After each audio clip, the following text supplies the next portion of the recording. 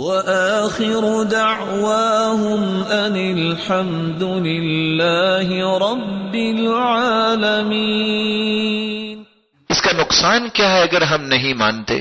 حدیث میں آتا ہے اللہ کے رسول نے فرمایا میری امت پہ سب سے زیادہ مجھے خطرہ کس بات کا ہے؟ اخاف علی امتی من بعدی ثلاثا، تین چیزوں کا۔ حیف الائمہ، بادشاہ ظالم ہوں گے، وایمانا بالنجوم، لوگ علم نجوم پر ایمان لائیں گے، یہ ستارہ یہاں سے یہاں چلا گیا تو بارش ہو گئی، نہیں، مومن یہ کہتا ہے مطرنا بفضل اللہ ورحمتہ، بارش اللہ نے اپنی رحمت سے دی، اللہ کے فضل سے ہوئی۔ اور کافر کہتا ہے مطرنا بنوء کذا وکذا، یہ ستارہ یہاں سے یہاں گیا تو بارش ہوئی۔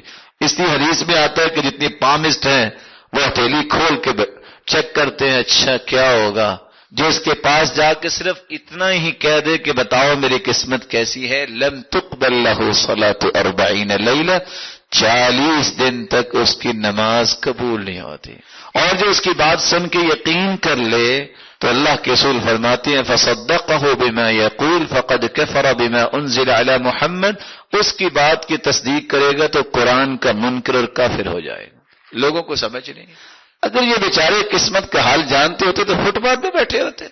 حقائق میں آئیے، حقائق اللہ تعالیٰ کے پاس ہیں، اس لیے اللہ عز و جلال سے دعا ہے کہ اللہ عز و جلال ہمارا تقدیر پر ایمان مضبوط کر۔ دوسری بات حدیث میں آتا ہے اخر الکلام فی القدر لشرار امتی، جو تقدیر میں کج بحثی کرتے ہیں یہ دنیا جہان کے شریر لوگ ہیں، یہ روایت صحیح الجامع کی ہے۔ اور تیسری بات رسول اللہ صلی اللہ علیہ وسلم نے فرمایا 3 لوگوں کے نہ فرائض قبول ہوتے ہیں نہ نوافل قبول ہوتے ہیں، ان میں سے ایک وہ ہے مکذب بالقدر، جو تقدیر کو جھٹلاتا ہے، نہ فرائض اس کے قبول ہے نہ اس کے نوافل قبول ہے، صحیح الجامع کی روایت۔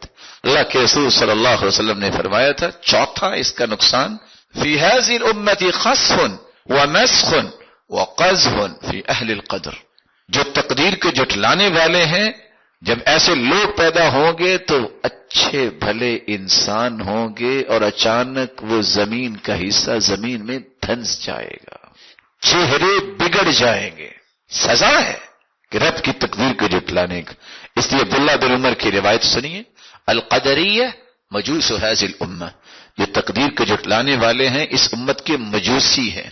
اذا مرضوا فلا تعودوهم، ایسے لوگ بیمار ہو جائیں ان کی عیادت نہ کرو، وَإِن مَاتُوا فَلَا تَشْهَدُوهُمْ، اور اگر تقدیر کے جھٹلانے والے مر جائیں ان کا جنازہ نہ پڑھو۔ اور یہ صحیح الجامع کی روایت ہے 147، اور مشکات المصابیح کی روایت ہے 107۔ اور اسی طرح دوسری روایت میں بھی یہی الفاظ ہے لِكُلِّ أُمَّةٍ مَجُوسٌ، ہر امت کے مجوسی ہوتے ہیں، وَمُجُوسُ أُمَّتِي الَّذِينَ يَقُولُونَ لَا قَدْرَ، میری امت کے مجوسی وہ ہیں جو کہتے ہیں کوئی تقدیر نہیں، ہم نہیں مانتے تقدیر کو۔ ان مرضوا فلا تعودوهم، جب یہ بیمار ہو جائیں ان کی عیادت نہ کرو۔ وان ماتوا فلا تشهدوهم، اگر یہ مر جائے تو ان کا جنازہ نہ پڑھو۔